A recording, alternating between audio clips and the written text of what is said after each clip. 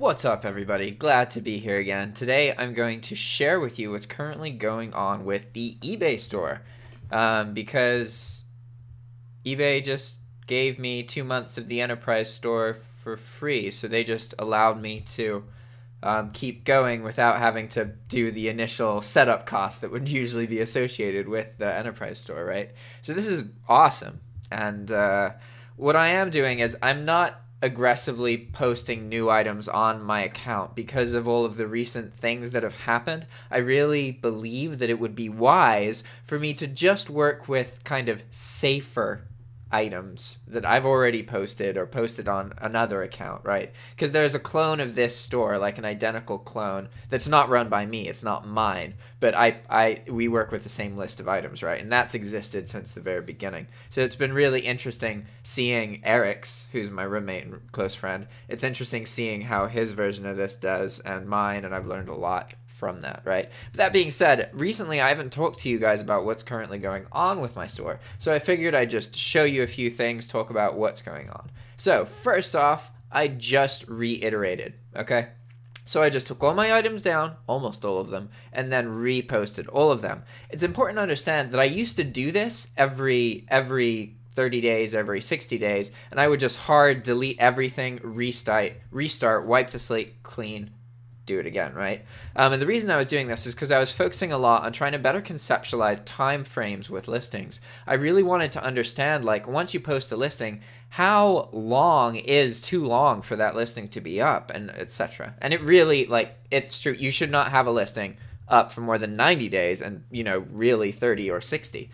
But I didn't know that. And then I understand why people say that now. I see that that's a real thing. You need to have an end date for your listings. There needs to be like a life cycle and then a recycling process to catch what's left and gets reposted. And there's, you know, all that stuff that has to happen. But my point here is to understand that I used to just reiterate completely, right? The big difference now is that I made a list of all of my sold items, because these sold items are now getting optimized titles once they sell. And once an item sells once, then it becomes effectively safeguarded against the reiteration, right? So as long as an item has produced a sale recently, then it's kept live, whereas all the other items, the vast majority of the other items, are posted.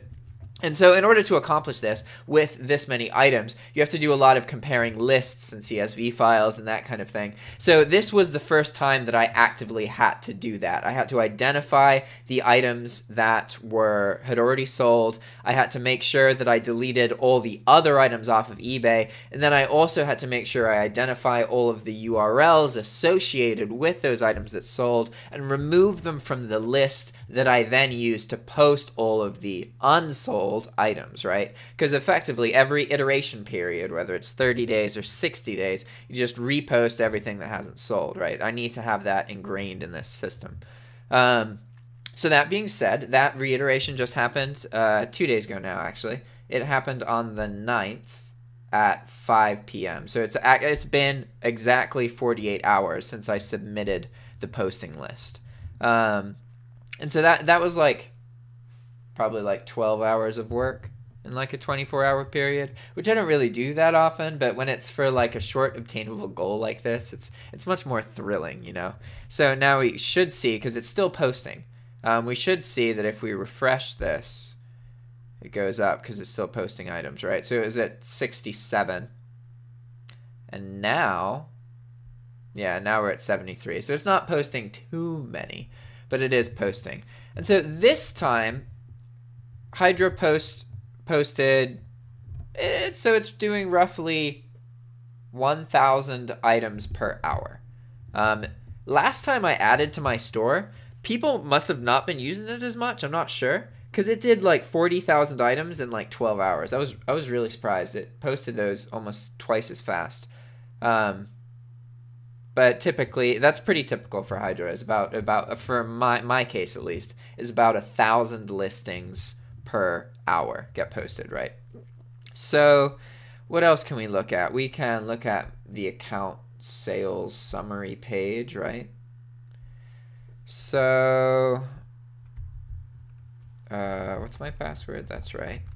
Oh yeah, and I guess if this is an update video, my workflow is different now because Ale does half the stuff. So we'll talk about that. But you can see this is where the day of the iteration. So every time I reiterate, my sales go down a lot, obviously, because I take my store down to almost 0 items, like, or at least a percentage of its size, and then I repost everything. And this is because everything had been posted for 90 days at this point. So I really needed to reiterate to stay fresh, get rid of all the out of stocks. I had like 23,000 out of stock items, right? So end result of this should be roughly 90,000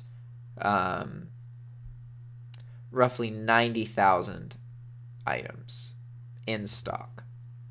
So I'm going to be a little bit under my threshold, but I've already used up a lot of my listings. So I only have 36,000 left anyway. So anything past like 92K I would be paying for. So I'm probably not going to run at 100,000 listings. Look at this. I know this number may look big to you guys, $2,200, right? But like, this is what I was talking about earlier. That it was $8,700, and then eBay credited me $6,700, which is amazing because it effectively, like, in my head, I was like, all right, I'm gonna expose myself and take all these risks, and it's possible I'll get into debt, and that's me paying for the change in life, the change in quality of life, and the change, and really just for the information, right? And it's not that ridiculous to pay for information. I mean, that's the whole premise of a college degree, right? And so that's how I kind of justified that possibility of going into debt in my head, right? And then I was just let go of that, which is crazy because now I fully understand like how to do this more properly. The only thing that could take it out now is Vero problems, but I'm not scaling. Everything that I have posted has been posted for 90 days and 90 days on another account. So I have a very solid understanding of what problematic items are in the list that I use to post, and there's some good things going here, and it's so like there's only $1,400 left.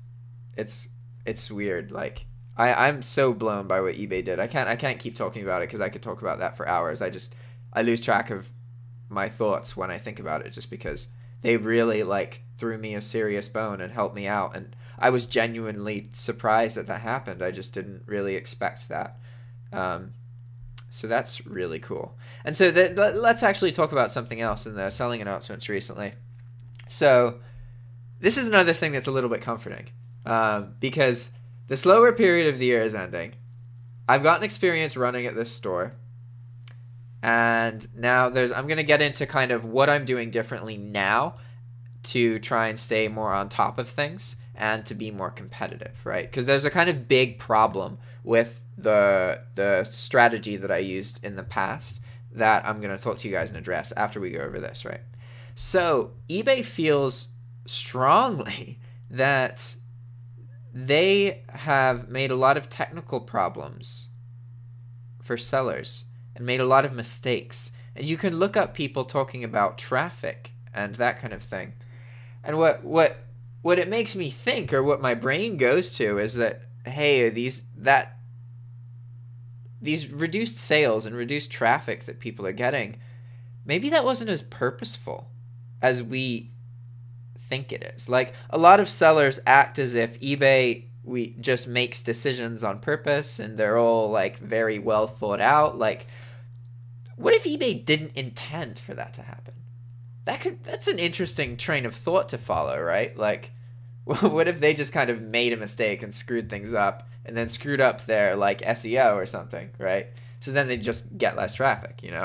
I don't know. I don't know enough data about all this to say whether that's true or not, but it's just interesting to think about. Like, you can count that of the things that you hear, a substantial amount of them will not end up being true or will not end up being what ends up happening, right?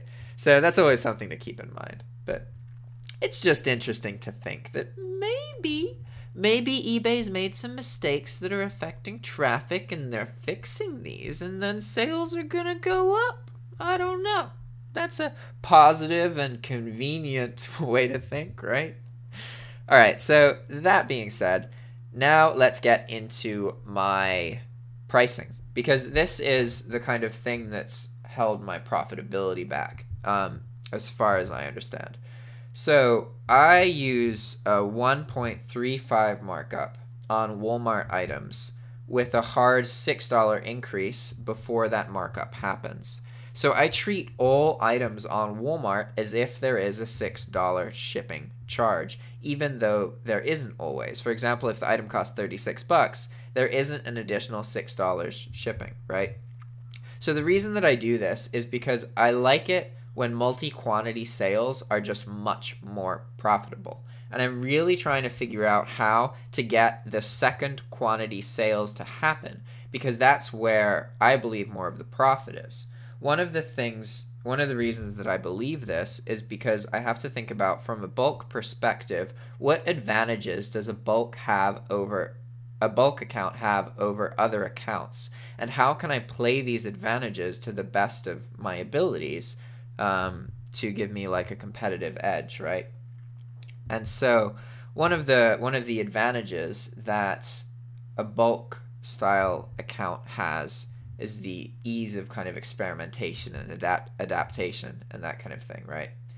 But in general, I always used a less sales, more profit per sale approach at my pricing strategies. And to the point where when I started, I had a $10 hard increase in profit, no matter what the cost of the item was. So even if it was like $6, then I would add $10. Like that's an intense markup, right? And so I'm sharing this with you because it's important to understand that I have come from the side of posting my items at too high of a margin.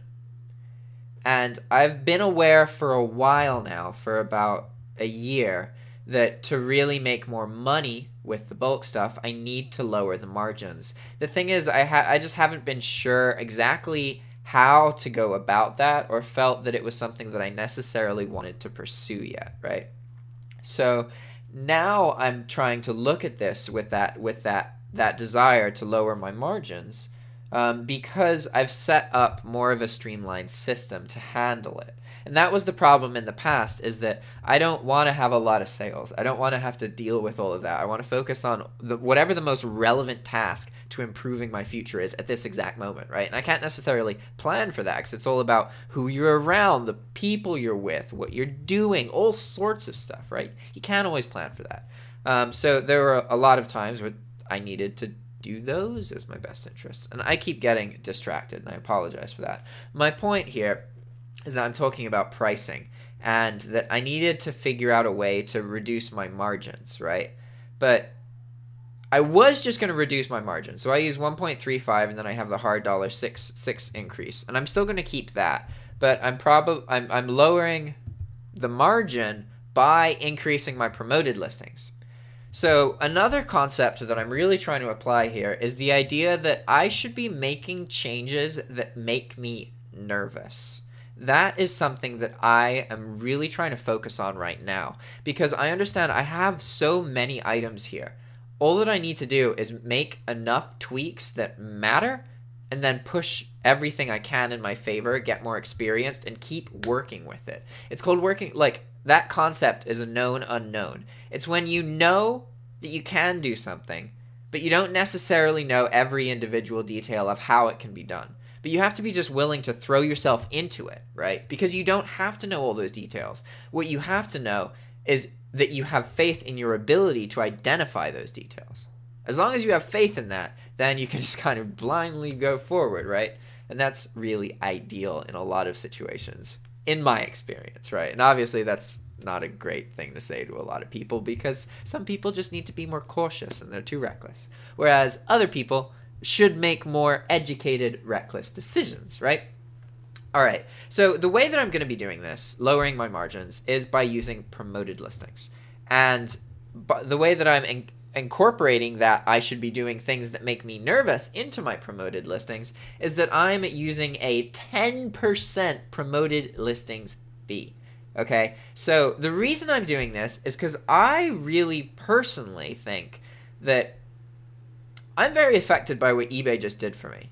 And the reason that they bailed me out in a sense is because I paid them a lot of money, right? I've earned eBay way more money than I've earned myself. And they understand that. So it is a beneficial account for them, right? So if I can even more incentivize eBay, like really figure out how eBay can benefit a lot from my account growing, and I can just be on the side benefiting, if I really take that to heart, I think that I could grow in ways that I can't fathom at the moment, right? At least that's how I'm thinking. So that's why instead of lowering my pricing, what I'm doing is dramatically increasing my promoted listings rate, right? And so I did this, you can actually see. So this is like when a campaign was set up. Anytime that it's 0, like, so this means the campaign was probably set up on this day. And so then there was nothing the next day because it takes a little bit of time for the campaigns to kick in, right? And then this is pretty typical. And then you can see this is where I upped everything to 10%, right? So it definitely does increase things. Whether it's 10% worth, I don't know, right? But that's the thing, is that I can afford to push this, right? I can afford to be more experimentational at the moment. And I understand that more profit lies in having smaller margins. But I'm more interested in figuring out more creative ways to lower my margins instead of just directly selling them, right? And so just so you guys get some exposure to creating promoted listings campaigns, I'm just going to show you how simple it is, really. Especially when you have a lot of items, it's great. So items are getting posted every hour, right? Because it hasn't reached full capacity yet. And so I'm just going through, and every like 12 hours or so I make a new campaign and I include all of these, because it's better to try and launch all of this stuff as quickly as possible so you get the most out of it than it is to like wait for everything to post and then launch the campaigns, at least in this case, because I'm posting all these items, so I want to get my time's worth, right? And we just click launch. And that's all you have to do a promoted listings campaign. You can have as many of them running as you want, and they run continuously. The thing is that they have a set listings that are affected by them, right? So this campaign 28 affects these listings. If I take these listings down, this campaign doesn't affect a big portion of my listings anymore, right? So that's important to understand. Whereas that's different than promotions, which is the next thing that we're going to get into, okay? And I don't actually know how to get into promotions directly. I don't have a bookmark for it yet. So I always have to Google it. And then it goes to the seller manager, or the seller update. And then I click on try it now. Yeah! And then this is the thing I need to bookmark. Okay. So promotions are store-wide sales that you can create. And the reason that I segued into this now is because unlike promoted listings, promotions can easily apply to your entire store.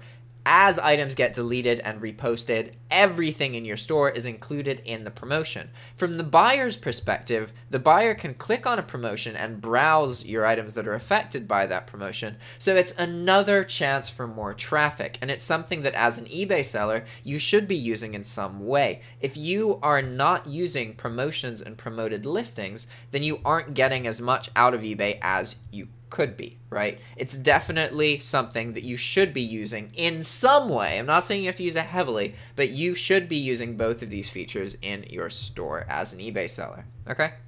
So let's go over making one because it's pretty easy to do, and I'll talk to you about exactly what I'm trying to do.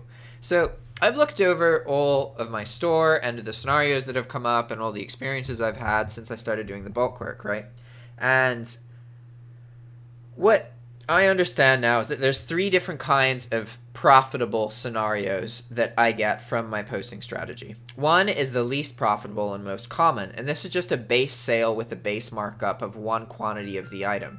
This means that it sells for like 15 bucks, 20, 30 bucks, however much, and I typically source it for like well, it would be 1.35 less than the total price minus $6, right?